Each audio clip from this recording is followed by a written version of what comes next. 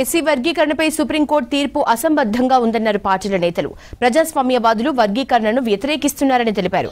Schedule కులాల హక్కుల పరిరక్షణ సంఘం జాతీయ అధ్యక్షులు మేకల ముత్తన్న సంతాప సభలో పాల్గొని నివాళులర్పించారు. నేతలు దళితుల హక్కుల పరిరక్షణ కోసం ముత్తన్న చేసిన సేవల్ని గుర్తు చేసుకున్నారు. సుప్రీంకోర్టులో ఉన్న ఎస్సీ వర్గీకరణ అంశాన్ని పరిష్కరించేందుకు ప్రతి ఒక్కరూ ముందుకు రావాలని పిలుపునిచ్చారు.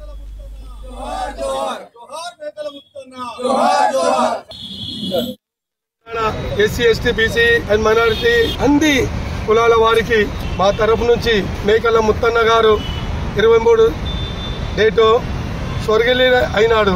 ఆయన తన జీవితము ప్రజాసేవకే అంకితం చేసిండు. ఆయన జాబ్ చేస్తుంటూ కూడా ప్రతి ఒక్కరు కూడా పోయినా చేసిన నా బిడ్డల లెక్క చూసి త్రూఅవుట్ ఆంధ్రప్రదేశ్ తెలంగాణలో మంచి షెడ్యూల్ కాస్ట్ రైట్ ప్రొటెక్షన్ సొసైటీకి నేషనల్ ప్రెసిడెంట్ గా ఉండి తన జీవితానికి త్యాగం చేసిన మహానుభావుడు.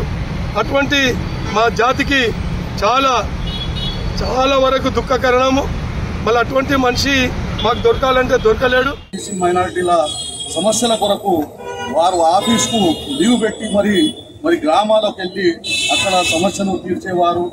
వారు ఈ రాబోయే తరానికి మాకే కాకుండా రాబోయే తరానికి ఆదర్శవంతంగా ఉన్నారు.